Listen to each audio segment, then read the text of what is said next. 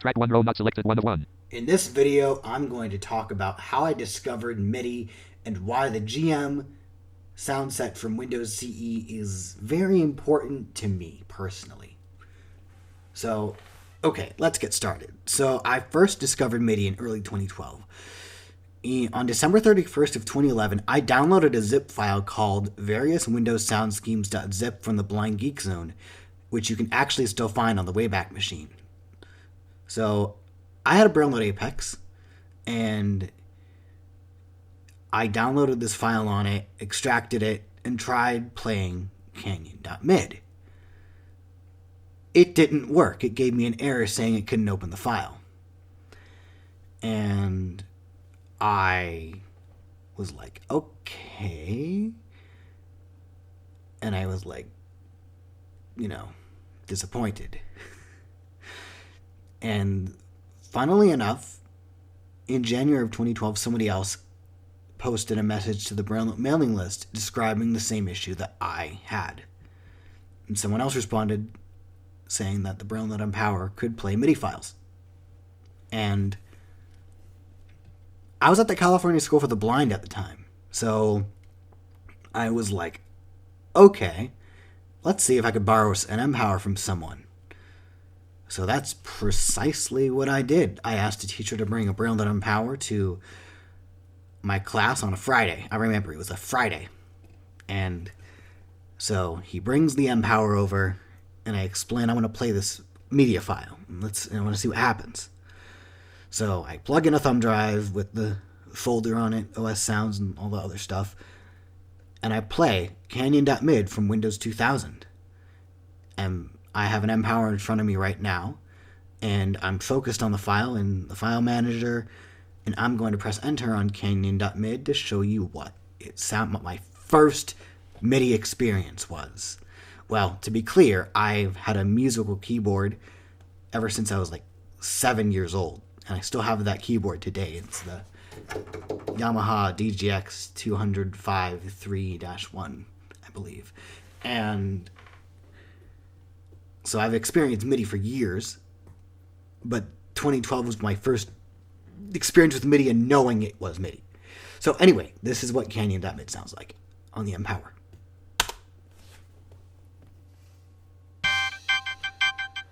I'm going to turn this down a bit so I can talk to you guys while this plays. So later that night, I downloaded a program that could convert MIDIs to MP3. And the sound font that was on the webpage was Corium. And I was like, wow, this sounds pretty cool. And later that year, I found a website called Soulmeyer. And it could convert MIDIs to MP3. And I said that Corium was the sound font in the Empower. Well, no, that's not true at all. If you've seen my last video, you'll have the whole story behind that. So, later that year, I asked one of my other friends if I could play some MIDI files on their Empower. And they let me do that. And I was like, wow, this isn't Corium. What was I thinking? So I was like, wow, this sound set actually sounds pretty cool. Even though it was really broken, it sounded really cool. And then later, I had this idea. I was like, wait a minute. WinCEGM.dls. Because I was doing some research as well. And I discovered that gm.dls was the sound bank file for Windows when you play MIDI files through the GS wavetable. And WinCEGM.dls was obviously the sound set for Windows CE. So I was thinking, wait a minute, what if we replace WinCEGM.dls with gm.dls? And that's what I did. And I was able to get MIDI files on my friend's Empower to sound like the Microsoft GS wavetable. And later that year, we had a power outage that decided to kill the backup battery in my Braille Note Apex. So when that happened, I asked the tech department about getting a loaner braille note, and I specifically asked for an Empower. Can anybody guess why? Yes, that's right. MIDI support. So, I got this Empower and started having some fun playing MIDI files and things. And I would occasionally replace the sound set to the Microsoft GS wavetable. And it actually would allow me to play some MIDI files that had like GS drums and sound effects and things. But I still thought the sound set on the Braille Note was cool in a way. And I gave that Empower back once I got my Apex back. And I was back to converting MIDIs to MP3 with Solmeier, but it just wasn't the same. I love that sound set. Modern sound fonts can't compare to how awesome wince EGM is. Anyway, I'm getting too ahead of myself. So in 2013, I was doing a bit of like research on the internet about MIDI and all kinds of other stuff related to that, and I discovered patch cables when I read an article on how to record the output of a MIDI synth in your computer. So I was like, wait a minute, that means I could hook up a cable to the headphone output of a Braille Note Empower to record the MIDI synth, and I could get audio of it and preserve it. So in 2013, I decided to borrow another Empower. For about 2 weeks, I borrowed it and I recorded a bunch of audio from it. The audio I recorded was in mono and the audio levels weren't very good, but at least it was something. So that's how I recorded the MIDI synth back then.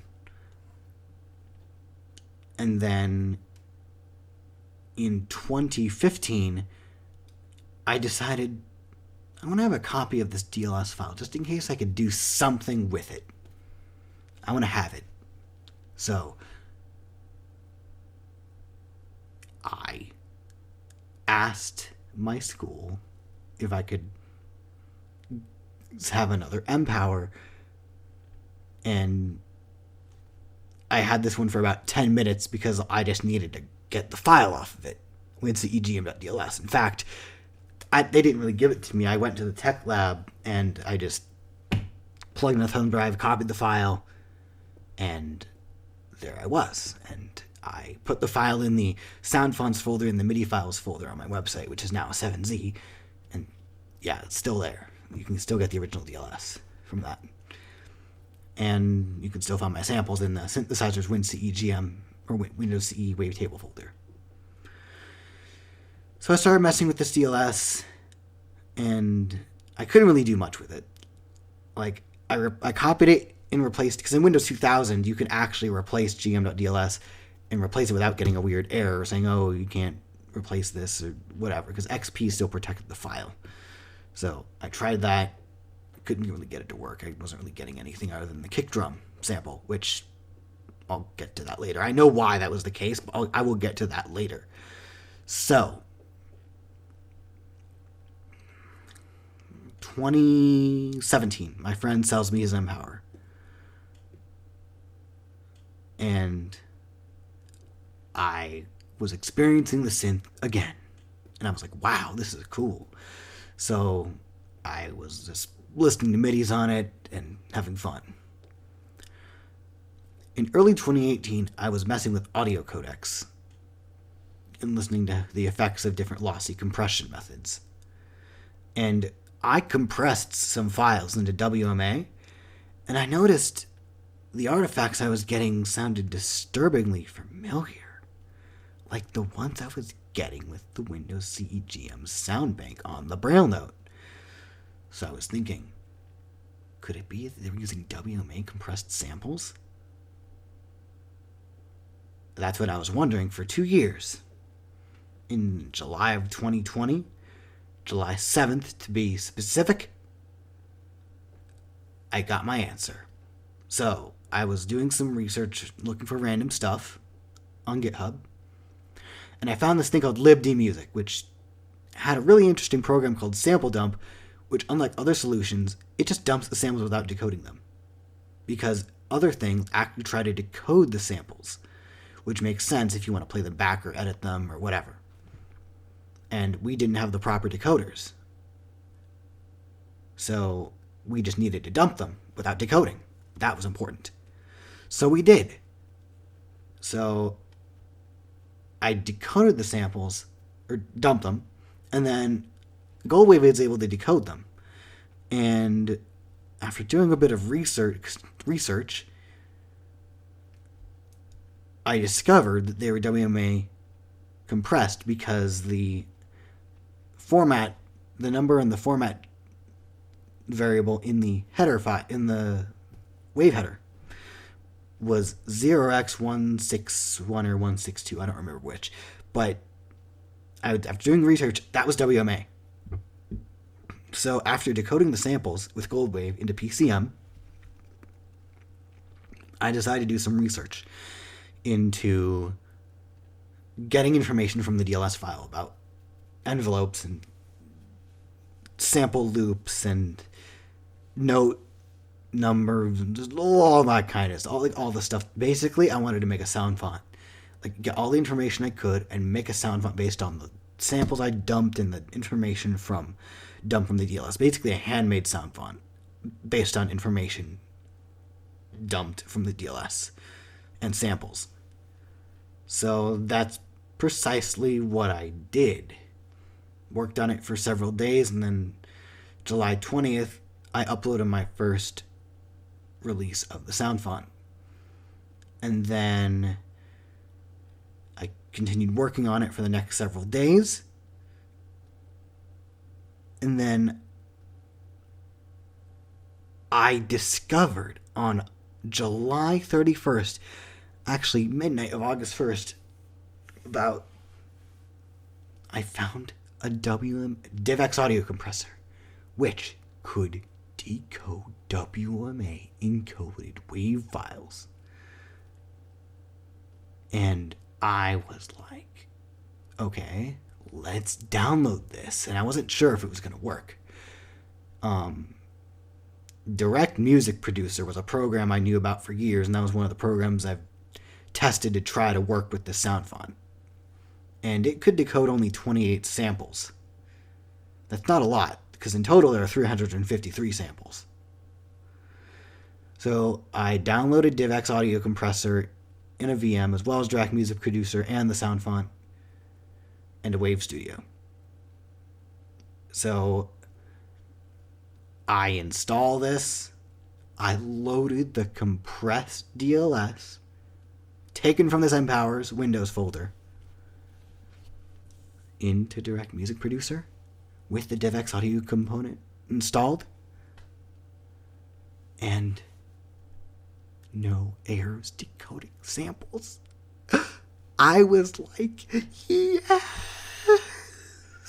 I did it. I was so excited because I've worked a lot on my sound font. And I'm like, wait a minute. I didn't need to do any of this. I just needed the right codec. And, okay, I have this uncompressed DLS file. I was so excited to have a 5 megabyte DLS file in my documents folder. And I was like, wow, okay, let's load this into a Wave Studio. And it converted into a sound font.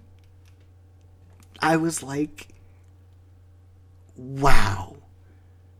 I'm probably the first person to do this, because you have to understand, Microsoft scrapped this in Windows CE 5 because it didn't work very well. And as you heard from playing Canyon.mid, you could tell something just didn't sound that good.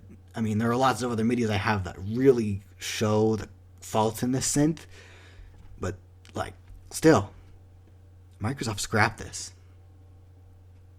And I compared it, the sound font, to playing a MIDI on the Empower. It's a night and day difference. It's like a remastered version of the thing. But the funny thing is, it only took a few minutes to create this remastered file and the right tools. And another thing, the tools have been around for decades. Direct Music Producer, 2001, DivX Audio Compressor, like 1998 or 99. The sound set was from 1999. The Wave Studio has been around for a while, and the version I used was an older version I found from like 2007. And wow, I'm like the first person to do this, because not a lot of other people probably knew about the existence of this sound set, and it actually sounds pretty good when used properly. So yeah, that is the story of Windows CE GM. And some trivia: Nathan Grigg, the composer of Flourish.mid, actually composed some of the samples for this. And Ken Kato worked on a drum kit of Windows CE sounds, which I also have a video of a MIDI file I created playing through the sound font, showcasing these sounds. If anyone wants, I can make a video of the same MIDI file being played on the Braille Note Empower if you're interested. And in fact, if anyone wants to hear any MIDI file on the Empower with the the incorrect decoder and the 22 kilohertz render, because that's another thing. Some of the samples in here are 44K. And the funny thing is, we never heard the high quality versions of those, or the high sample rate renditions of those samples until now. The reason I just didn't want to say high quality is because they're still WMA compressed samples, but the way modern software renders them is better than the way Windows CE, Direct Music and Windows CE is rendering them. So yeah, that's the story of Windows CE GM. Hope you guys enjoyed this video, so I will see you in the next one. Bye.